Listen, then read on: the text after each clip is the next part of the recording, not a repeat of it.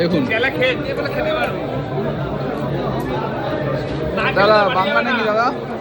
বাংলা ভালো, খেতে ভালো। দেখুন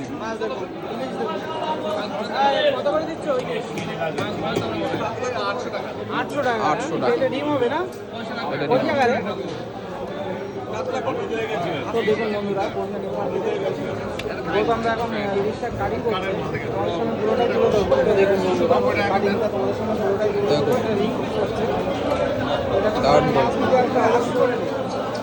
দারুণ কোয়ালিটির মাছ। চলে আসবে কাটিংটা দেখুন। কোন জায়গায়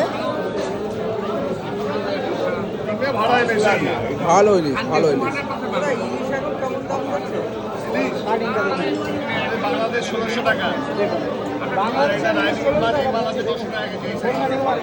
তারপরে 700 আছে, 600, 700।